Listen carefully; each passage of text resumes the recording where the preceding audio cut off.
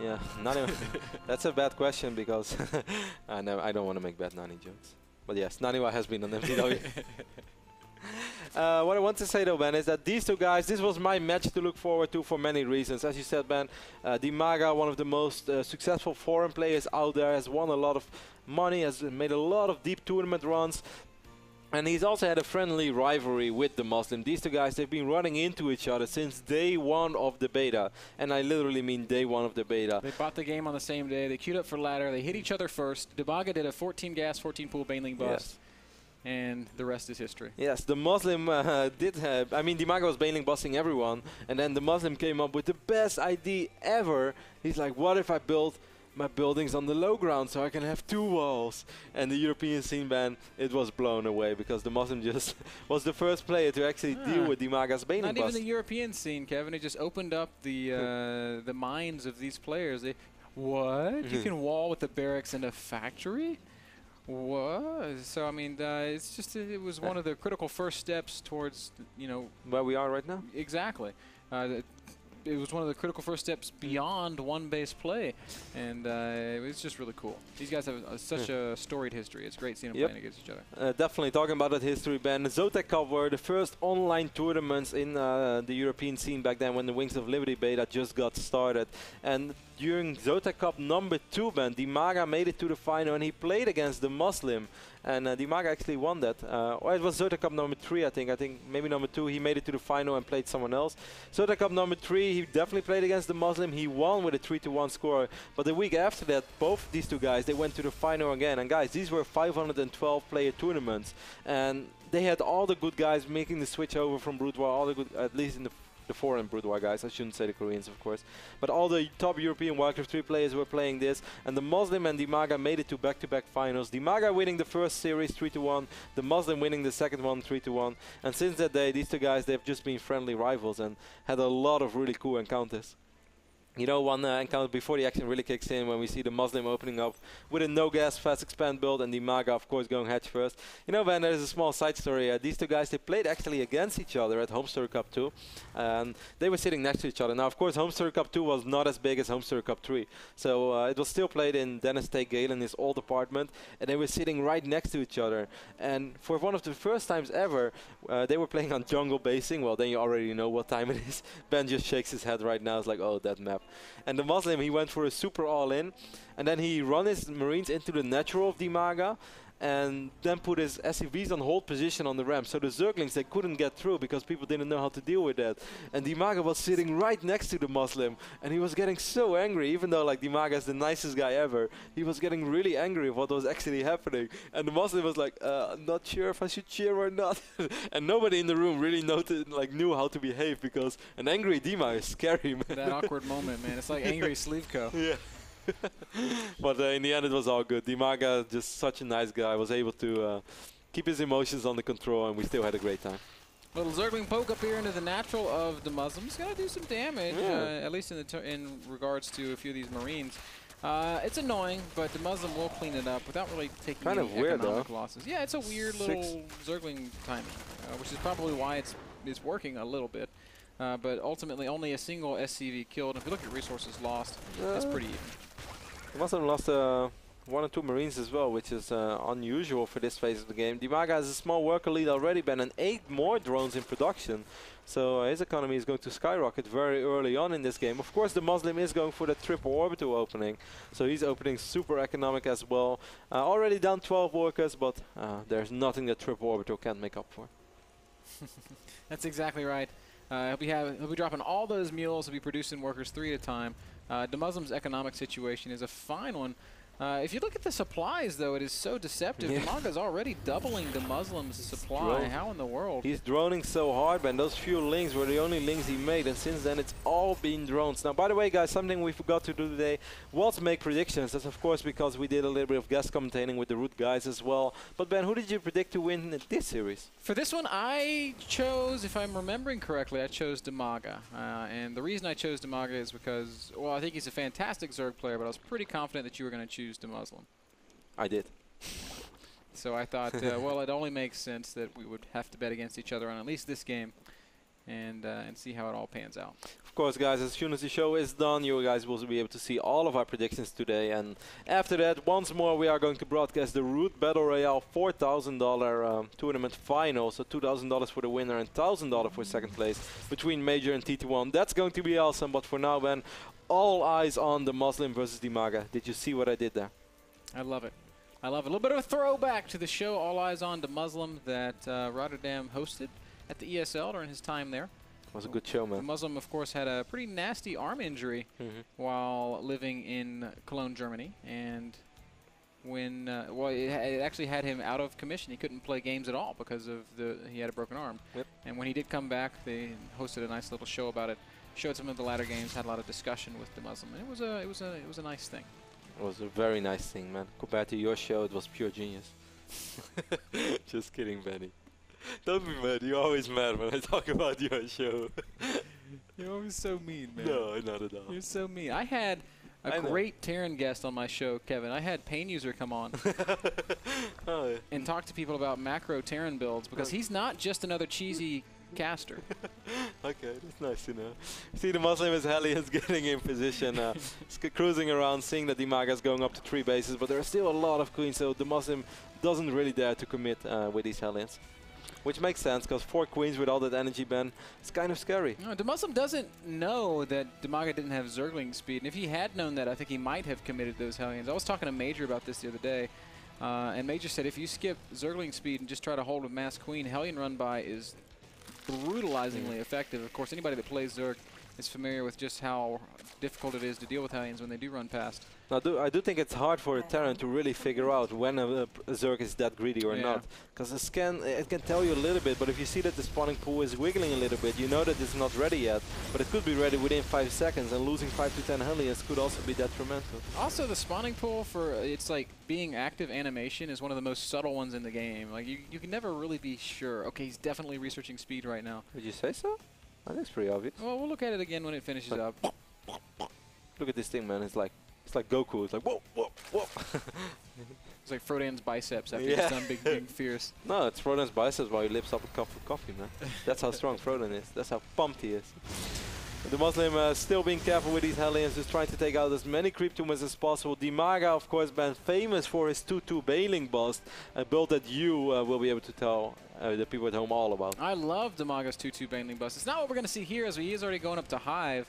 I'm not sure what we're going to see. I guess it's going to be Ultras, because the Spire is nowhere in sight. Yeah, I think it's really possible that we will see some 2-2 Baneling action at some point in this series. And it's just a great build because it punishes Terran players that are overly greedy and that delay their siege tanks. I think it would have worked in this game, but it's not what we end up seeing here this time. Love the map vision so far of DIMAGA. Even though he doesn't have a whole lot of units on the map, I do feel that whatever he does see is pretty much everything he has to worry about, and it's going to give him 5 to 10 seconds extra to react to certain pushes. That Hive from DIMAGA is finishing up, and if we look again at the spawning pool, we can see that speed's done, and that little Frodan biceps still throbbing a little bit, Kev. So yeah, much slower though. It's much slower, but it's just when you're just having a glance from a scan, it's hard to always be certain. The Frodan bicep. DIMAGA is going to produce a couple of Infestors, Ben, and he's really going to need it, as we have 32 Banelings. We do have, 32 Marines. We do have 11 Banelings, but if DeMusLiM splits his units well, that's what he's doing initial right now. detonations are pretty good. Yeah. And Queens are going to get some shots off on these medevacs, forcing an evacuation from DeMusLiM. DeMusLim's tank count is so low, and he's just starting siege mode. That is a huge mistake. And DIMAGA, of course, has no way to know that, but oh my goodness, it's just a gaping window right now that DIMAGA could try to hit. The renal glands is being researched as well, Ben, at the same time as that the Ultralisk cavern is going down. So DIMAGA is preparing for a pretty quick Ultralisk. I wish Adrenal Glands worked on Ultras. That would be pretty sick. With Burrow Charge? Yeah, instead of being like chop, chop, chop, it'd be like chop, chop, chop, chop, chop, chop, chop. That'd be really cool. Then you can cast like Divine Shield on the Ultra. Oh man. Oh no, is that too much? No, that's perfect. I like that idea. So you see DeMusLiM trying to drop this fort base over here from DIMAGA, but that's pretty much impossible, as DIMAGA has a lot of units over there. DeMusLiM does have a huge army advantage for now, Ben, but the Ultralisk cavern is almost out, so DIMAGA will be able to produce at least 2 Ultras. Because that's how it always is. We'll see just how many. He's got the supply room for 4 or as 5 many as he probably. wants. And he makes 6 ultras, and funny enough, that's actually the joke we make. 6 ultras is the max you can ever afford. As DeMusLiM is starting to push forward on creep. DiMaga probably wants to try and wait. Man, the investors. Scary moment. But he sees it and actually gets a nice fungal off and cleans up a healthy handful of bio units. So DiMaga needs to save himself roughly 30 seconds. Great transfusions going down over here, but he realized that he cannot out DPS these Marines on the effective heal. Man, DiMaga spams that T button with the best of them, keeping these queens alive for a long time, and he has successfully bought himself 9 ultras on the way right now. A good amount of time. Yeah, those ultras are about to hatch. Would love to see some Zerglings going into production as well. He's going to need a few. He has like 32 or 44 on the way. He has 87 links on the map. I just don't know where they are. A lot of them are over here. I guess he's just waiting. He's probably going to give up this expansion at this point, but again, he's bought himself a lot of time. It's a hatchery, that's some queens. DeMusLiM is going to go ahead and drop. Oh, but on the same time, we have this big engagement over here by DiMaga. Let's focus on that one first, as the Zerglings and Ultras do swarm around most of these units from DeMusLiM. And he's going to at least force DeMusLiM to evacuate. DeMusLiM lifts up, fills 2 medevacs with units, but loses quite a bit there. DiMaga right now, 175 supply against the 185 of his opponent, but this is a pretty scary Zerg army. 3-3 on the way. Yeah. DeMusLiM doesn't know right now about all these Ultras though, so that is nice. He knows that he can comfortably produce a lot of Marauders. And still no Spire for DiMaga, which is troubling. Spore Crawl. Wow, what a great fungal there by DiMaga, Ben. 2 medevacs with a couple of bio units fell, and well, 2 additional units could have fell. Or 2 additional medevacs, but DiMaga does not want to use the energy. Still great fungal. Picked off 2 medevacs and a lot was an expensive loss for DeMusLiM, and DiMaga's going to come commit to this fight right now. Zerglings and Ultras going to come crashing in. No Banelings supporting, which is a little bit unfortunate for DiMaga. Does he have enough damage in this army to clean up these bio units? He killed a lot of tanks over there though, but this is the moment that DiMaga's going to have to back off, and of course DiMaga... Oh, miscontrolled. Ultras actually I guess, what do you call it? Re-aggro onto those bio units a little bit sloppily, and DiMaga all of a sudden quite down in supply. 146 supply to about 180 supply. He's making infestors right now. He's got so many minerals. Yeah, but no gas. Andre would not be pleased watching this game. Would be a little bit disappointed. I think the problem is that he's playing a Zergling-centric style, but he doesn't have that many hatcheries. Did you see that fungal from DiMaga? I missed it. He had like 2 infestors here, and there are 2 medevacs over here, and then he fungled here. It's like, Only 4 hatcheries down for the 3-base DiMaga, and I mean, it's very clearly reflected in that mineral count. DeMusLiM maxed out again, Ben. He did a really good job despite losing quite a few bio units left and right, and good engagements over here by DiMaga, and even dealing with that pretty big drop in the main base. I love how DiMaga keeps a couple of links and banelings in the main base just to buy himself that extra time in case the drop arrives, or even shut down the drop. I got to say, this next army from DeMusLiM is a pretty scary one. He's got the Marauders sprinkled in. Against Zergling, Ultra Baneling, there's not very many infestors. There's 7 infestors out, but where are they? Oh, they're over here, man. A little bit out of position. 1 infestor does fall, but the DiMaga will be able to save the rest. But this is not something that he can engage into, at least. That's how I feel. Not while those tanks are sieged, and I would really love to see a Spire going down from DiMaga. He's got to start thinking tech switch. Because DeMusLim's army is just going to continue getting better and better against these Ultras. DiMaga misrallying Ultras a little bit, took some shots there, but kept them alive. That's all that matters. 3-3 is on the way though for DeMusLiM, and very impressively, Ben, even +3 on the siege tank is on the way already. That's normally something that comes a little bit later.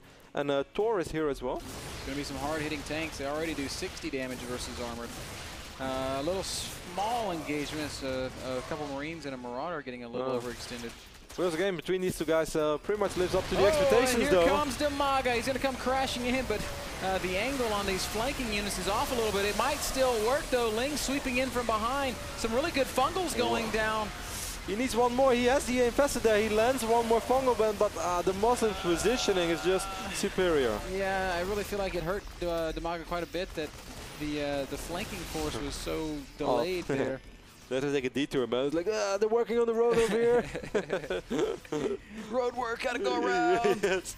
Guys, hold up. And it was like, That's what I said on the way to the Korean restaurant today. Because there was road work. I had to go around. More Lings popping out for DiMaga. DeMusLiM again maxing out very quickly. His macro has been just superb this game. Yeah, these ultras are out of position. A lot of Lings coming in from behind though. DeMusLiM does pick up a lot of units and gets out of there with most of these units. Really nice job right there by DeMusLiM. DiMaga wishing he had a couple of infestors right now. It's like some tanks may end up going down. Wow, great play from DeMusLiM, just controlling this so perfectly. Dancing his Marines around, picking up damaged, high value mech units. And while DiMaga does clean up a lot of those fighting units, DeMusLiM really the reinforcements wave is pretty big, man, but DiMaga still has a lot of ultras in the middle of the map as well. This game is just becoming madness right now, but all these Marauders, they're so well positioned once more. DiMaga realizing that this is right now the time to back off temporarily, but still, great fight. Non-stop action. I have to agree, and immediately DeMusLiM's going to have to fight once more as DiMaga has re-engaged. So many low HP ultras, though. DeMusLiM could only pick off a few of them, but the Lings dealing a great job messing with the AI. Most of these units, but now the infestors are falling as well. DeMusLiM's macro just blowing me away. He's Look how low his minerals is. Units, and he's on 5 bases. This is so sick. Just a superb macro from DeMusLiM. DiMaga forced back yet again. He's going to use some transfusions on these damaged ultras, but I think he's really reaching the point where he's going to have to start losing bases, as DeMusLiM just is not giving up any ground at all. I mean, this game has been quite a slugfest, Ben, and DeMusLiM's money has been so low throughout the entire game. It's really impressive. Starting to really crawl up for the first time now that he's maxed. That happens. Well, he's going to have a remedy for that soon, as DiMaga is forcing yet another fight. Baneling's connecting and Ultras coming in, and more good fungals. DiMaga getting another pretty solid engagement. But if we look at the supplies, it just doesn't look that way, as DeMusLiM's still up and ahead, 170 supply to about 140. DeMusLiM is going to drop this expand over here all the way on the north side of this map as well, while all these medevacs just remain. DeMusLiM has to be careful with those medevacs, though. Eventually, 2 or 3 fungals could kill off a lot of them, but he's quite rich. Battery is not going to go down, but it did pull DiMaga's entire army back out of position, and DeMusLiM does manage to keep at least a few of those units alive. Look at these ultras. Ultras are like, I heard you have some food to drop. These are like the guys waiting for those food packages to drop out of the app. It's like Kitty when you have the snack bag.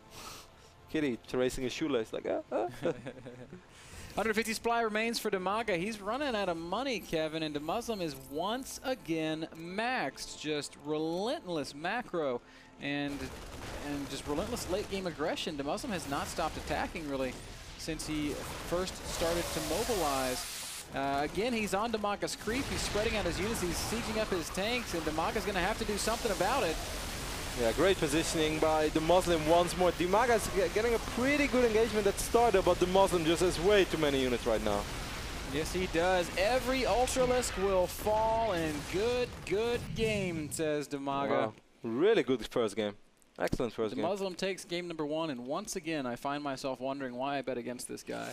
Finally, Ben, my match to look forward to lives a little bit up to the expectations, because in the first 2 weeks, it was a little bit... anticlimax. Yeah, but this game 1 was really good. Excellent play. I would even say from either side, because I think DiMaga took a couple of really great engagements as well, had pretty good map control. His macro, as you said, often was high on minerals, low on gas.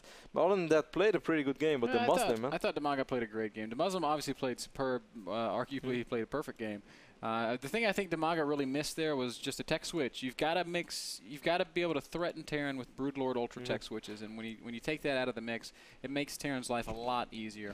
But I guess that was just because he was so low on gas all along that he never really felt that he could afford it, because he felt he still needed to make some gas units to be able to deal. I mean, Ultralisks, Infestors, and Banelings, that's a ton of gas already, which is honestly why you typically see Zerg players going Broodlords before Ultras. But either way, it was a very nice game. It was brought to you by Epson Projectors, the world's leading projector brand, offering full lines of bright projectors with brilliant image quality over at epson.com/projectors. We're going to take a short break. DiMaga versus DeMusLiM, game number 2, when we return.